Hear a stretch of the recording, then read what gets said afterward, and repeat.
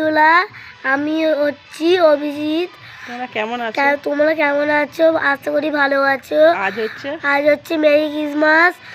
তোমাদের জানাই আমার তরফ থেকে মেরি ক্রিসমাস। তোমরা আনন্দ করো। আমাদের ব্লগ দেখতে পাবে। তোমরা আনন্দ করো, ঘোরো, বেড়াও, খুব মজা করো। বলো, খুব মজা করো। কেক কাটো। এই দেখো আমার কাঁধে উঠছে। ও লাগে লাগছে